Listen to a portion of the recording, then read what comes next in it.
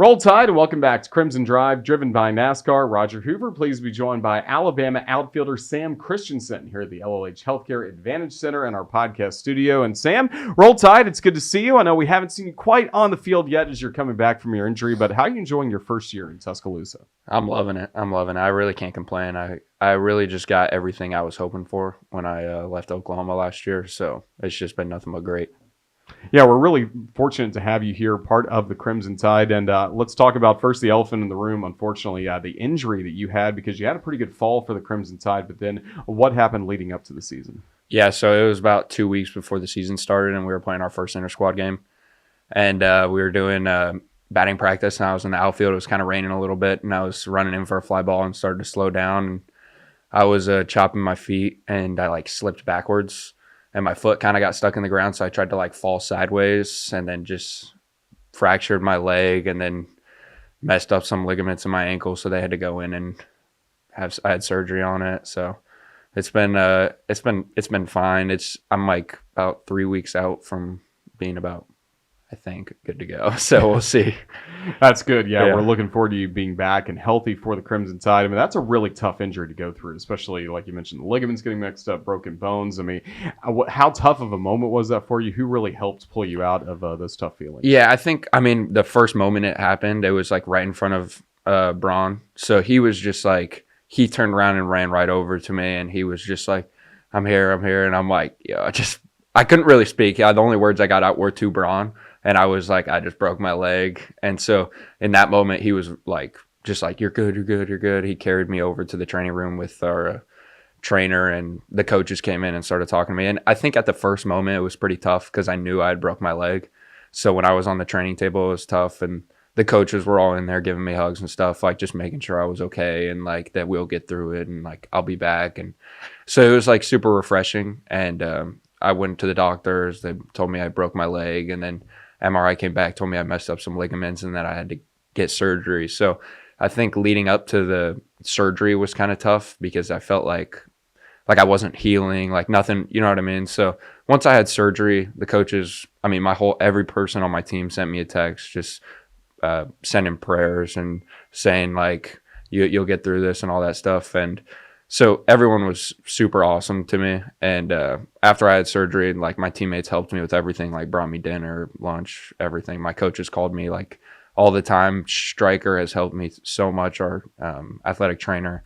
I could call him at 4 a.m. and be like, dude, I can't sleep. He's like, well, go to bed. I'm like, all right, that's a good point. So it's been, and every day I go to the field, the guys just kind of remind me, they're glad I'm here. Just little things that the guys don't realize they're doing. It means a lot because I just want to be on the field and playing. So. Yeah, and especially in the early weeks of the season, it seemed like they were trying to include you in everything they were doing. You were on a little motorized scooter at one point, and they would just zoom you right out for some of the pregame meetings, postgame. That had to be. I know it's not playing, but it had to be cool to be. Yeah, it was kind of stressful at the beginning, having that scooter in the dugout. Especially when I'm playing, at least I just want to There's already a bunch of people in the dugout. I want to run into a scooter after I strike out. You know what I mean? So I was always trying to make sure I was out of the way as much as I could. I'd be hopping around the dugout or just little things like that. But the guys were always just whatever I wanted, they were helping me out. At the first week or so, I was still in a rap, and Peyton Steele would just hold me up for the anthem, just little stuff like that. The guys care a lot. So it's been just taking it one day at a time, really. And these guys help me keep going.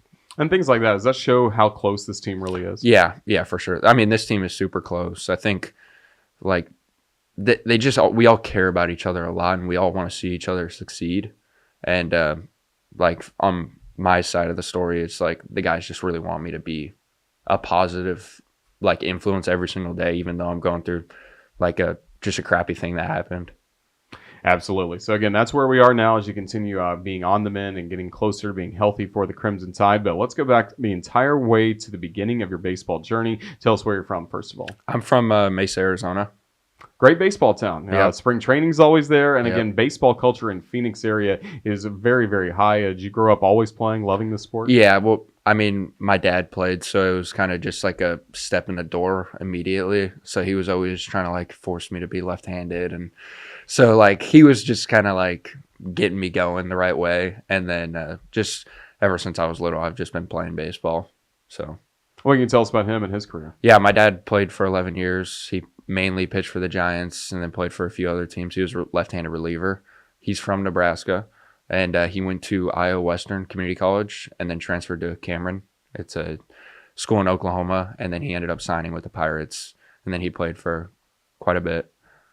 Yep, and he was always like my coach kind of growing up until my junior year of high school. Then he decided to stop. So my senior year, I was kind of just without him as a coach, and he's just always been my biggest supporter. So that's really cool. Were you around for some of his big league time? Did you when I was little, yeah, just when I was little. Like he retired in 06, and then we would just go back for some reunions sometimes. So that was about it. Well, that's cool. Again, a lot of baseball in the house for you growing up as a result, and again, a great area of the country to play baseball. And for you, tell us about the college baseball journey, starting with your time at a junior college. Yeah, so freshman year I went to South Mountain Community College, and I didn't have any offers out of high school other than a few junior colleges in my area. Then I went there my freshman year, had a good freshman year, and had a good freshman summer, started getting recruited quite a bit, and then I decided I wanted to go back to community college for another year. And potentially just like set myself up for better opportunities. And then basically almost similar thing happened like 2 weeks before the season started. I completely broke my shoulder socket and tore everything in it. So I had to get a shoulder surgery on that. They had to repair everything, but I was done for the whole season. And then I had committed to OU, went to OU last year, played there, and then ended up hitting the portal and coming here. So. Well, you come here after you already went here for a little bit, for at least 3 games with the Oklahoma Sooners last year. What do you remember about playing at Sewell Thomas Stadium, and especially being the starting right fielder in front of our great student section, the right field Rangers? Yeah, I think I got a good night too, and I think it was Friday night. It was Greek night, so that right field was pretty packed, and there was a lot of frat guys out there that knew a lot of stuff about me, and I mean they just made the games a little entertaining. I enjoy it. I don't do enough. Like I don't turn around and start talking to them and stuff, but like I'll give them a little bit of what they want because it's just fun. It's like I think those outfielders that go out there and just stand out there and don't give them any attention, that's when things start to get a little brutal. But no, it was fun. When I got here in Alabama, it was kind of just like Alabama's just a cool place to be at. So I was like, this is cool. And then me and my teammates, we'd walk around the campus and stuff, and the facilities at the baseball field were sweet. And I was just like, dang, this place is like awesome. And I remember playing, I told the coaches this on my visit when I was playing here.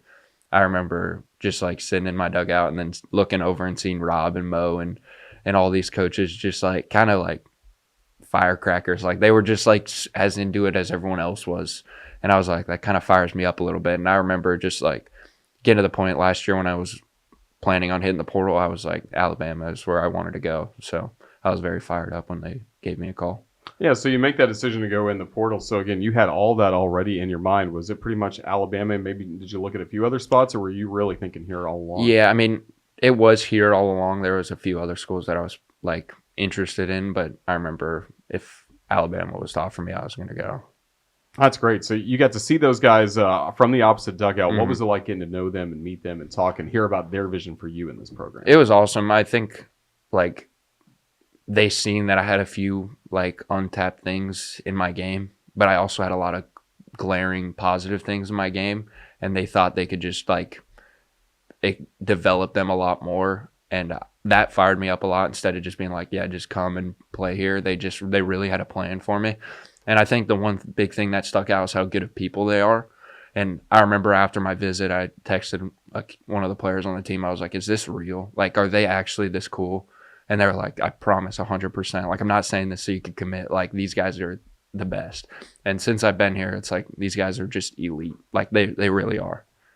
What have you enjoyed most about Tuscaloosa and this school, just in general, away from baseball? Honestly, I think just like my teammates, honestly, and my coaches, like just the whole, like I could spend 24 hours at the field, like from our trainers to like managers to our everybody. Like, there's just such good people, and I love the area out here. Like, my roommates are awesome. I just really just can't complain about anything.